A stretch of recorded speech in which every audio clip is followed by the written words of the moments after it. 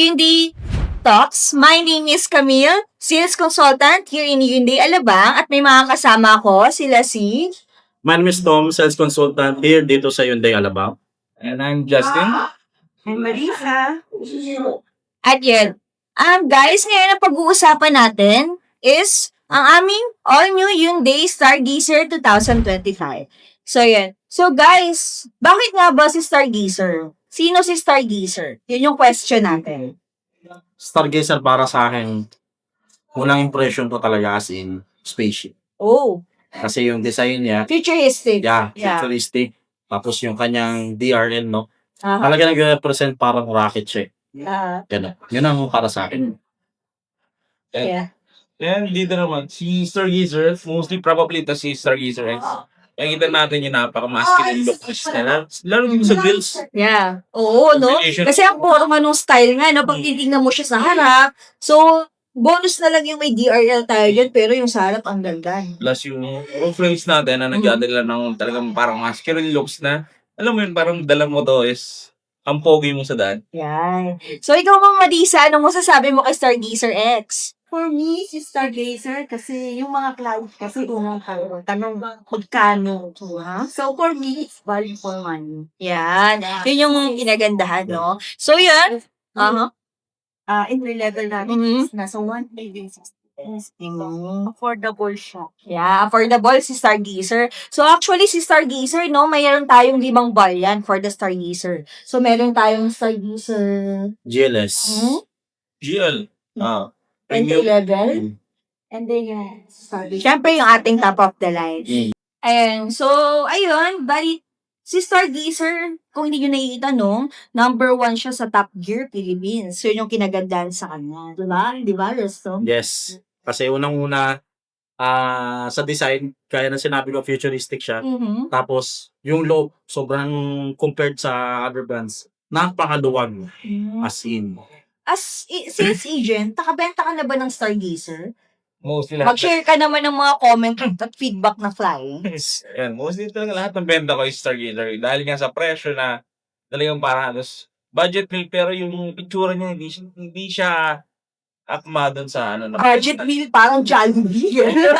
Yung price niya is like that pero yung alam mo yung dating niya is luxurious na Yeah. sporty lalo tong X. So 1.3 may ganito ka na, di ba? Mm. Plus, Top of the line pa, top no? of the line. Tapos pagdating sa comfort, tingin ko talaga yung pinaka-the best among the competitors. Kasi, kita niyo naman ako, medyo malaki ako, plus, may katangkaran ako. Hindi naman nalata. Oh. Hindi namin nakikita. Aray. Ayun. Sabi ka na, Alright. joke lang. Hindi, tatanong. Kidding aside, so, Kidding aside, yun. so yun, may katangkaran ako. Nakatry na ako ng Expander, Avanza, and other brands. Pagdating sa third row is talagang medyo nasisingipan ako. Kasi 5'10 nga ako, even before, kapayat pa ako. Pero pagdating dito sa Stargazer, Maluwag. dito sa third row, may space pa ako na halos ganyan. Yung legroom niya yung number 1. Actually, may mga clients ka rin ba mga for may feedback din? Matangkad talaga. Oo, no? Ako din Oo, ako din matangkad din kasi ako. So, nilook forward ko rin talaga. Lalo na ako long-legged. Talaga dapat yung legroom is malaki. So, kamusta naman sa pagdating siya? Sa ito. Siya naman. Oo. Oo. Siya wala siyang kapitid problema tayo sa akin. Oh. So, yan. So, dito tayo sa kabila. So, pag pa mga first time driver, kasi ako actually, meron ako mga naging clients before na parang first time nila sa Stargazer. So, ano ba yung magandang spec pag first time ka sa driver? Tapos Stargazer yung gagamitin. Kung ako, halimbawa, first time ako mag-drive ng ganito, no? Unang kong mapapansin dyan yung less vibration. Kasi napakaganda ng makina na ginamit sa kanya. Tapos, napaka-responsive. Sobra ng kanyang steering. No? So, konting galaw. Alam mo, mag-response ka agad siya. Yeah. Ikaw, Mama Marisa, ano yung maganda dito pag first time driver? First time driver, laging tinatanong sa akin, yung parking assist. Yan. Yung yung ating Hyundai Smart Sense na kung tawagin. Kasi more on safety features, di ba, Justin? And yun as bagong driver, malaking point yung para magkakaroon niya ng seamless na view So, view ng Stargazer kasi makikita mo nasa gilid. Wala kang blind spot. And yung nose niya is medyo maliit din na halos kita mo na yung harap. Oo. So, hindi ka mahirapan mag-drive talaga kahit magkuhan ka. At saka maganda dyan nung experience ko recently. Parang meron akong client na pagbukas niya kasi may dadaan pala ng motor. As in, tumunog yung side mirror. So, may blind spot talaga siya. Na talagang meron siyang ganong mga factor. Yun yung isa sa maganda pag mga baguhan tayo, no? Na drive. So, yun. So, sino ba yung mga kliyente na usually bumibili ng Stargazer? Kasi di ba iba-iba tayo ng mga units. So, si Stargazer, ano ba yung usually na mga kliyente nyo? Mga family ba? Mga pamilyado? Single? Yes, mga para yung na-release ko nung kailan lang na Stargazer, no? Mhm. Family siya. So, gusto nung mother niya, 7-seater. Kasi nga, una daw, hindi sila kasya dun sa 5-seater Oo. na mga ganyan. Then, nung na-try naman nung mother nila, tuwan-tuwa siya kasi nga, sobrang luwak Sobrang siya. luwag. Yeah. Oo. Tapos, pwede rin siyang pang business. Kasi, maganda yung third row niya, at saka yung second row, pag tinumbi mo siya, totally flat. So, Ma'am Marisa, ikaw, ano ba yung mga usual clients mo na mga pamilyado ba? Or pwede rin naman single, Bali, they're looking for yung sa baggage. Oo, yung maraming pwedeng paglagyan, no? MPD, Sa akin, ang ganda sa Stargazer natin, pag finlat mo siya into folded, pag finold mo siya into flat talaga siya. Yeah. So, yun yung kagandahan sa kanya. So, meron pa nga ako parang recent naging client din. Parang way back 2023. Siguro mga bago-bago pa lang din ako dito sa Hyundai. Breastfeed mom siya. So, kailangan niya yung unit na parang pwede siyang humiga. So, ang ginawa niya, pagpupunta sila ng Baguio, ina-flat nila yon yung first row to second row. Tapos nagpagawa sila ng parang inflatable na kama. So doon, nakakahiga siya kahit long drive. So yun yung isa sa kinagandahan ni Stargazer X para sa akin. So para sa mga kliyente ko na rin. So kailan nga ba lumabas si Stargazer X? Then, ba? May pandemic, no? 2022. Pa-pandemic siya, 2022 siya. Oo, nilabas, no? Yeah. Tapos, so, I feel na medyo malaking sugal yung ginawa nila kasi very unique yung itsura ni yeah. Stargazer. So yung iba, sabihin natin, with true, na iba is hindi nagustuhan or hindi pasok sa taste nila. Pero still, si Stargazer is magandang design na mostly, well, sa unang looks talaga medyo iba is hindi na, pero pag papapansin nyo, pag tinignan nyo maputi is napakaganda at futuristic yung design niya. Yeah. So, yan guys. Pag-uusapan naman natin kung paano ba ma-avail si Stargazer X. Ano yung mga requirements, ano yung mga promos natin, no? Siyempre, dapat alam ko yun, sales agent ako. Pero, sige, tanongin natin. Oh. Kung ba yung mga natin dyan, promo. So, meron tayong promo ngayon, 0 down sa lahat ng variants. Wow. Then, sa mga bank partners namin. So, depende yan. Pero depende pa rin yan. Kung ilang percent tayo Kasama. Tapos, ano yung mga requirements natin, no? May mga kailangan. Join is kailangan yung bago o ito ba tayo kung healing tayo and then for OFW naman yung kanilang contract and then backstay kailangan yun yung importante. Lalo na pag OFW ka, kailangan mo yun. Tsaka kinaganda niya dito kayo hindi. Natuwa ako kasi yung mga clients ako na, alam mo yun, hindi mo na ini-expect na maabang like mga, hindi naman siya katandaan, pero above 60 na. Na-approve pa din? Nagulat ako na-approve pa rin siya. Na-approve siya on 20% pa. Zero DP. Ay, diba? Na-approve na. Sabi ko, parang alanganin to. Pero sige, laban natin. Nagulat ako na still dito sa Hyundai na-approve. And may mga medyo may tama. Sabi natin may mga pass na still dito nagagawa namin ng paraan. Oo. Hindi sa lahat ng Hyundai yan pwede. So, sa Hindi, Hyundai Alabang, di ba? Pwedeng siya. Actually, lahat kaya gawa ng paraan dito. Yes, hindi namin iniiwan yung mga clients na. Oo.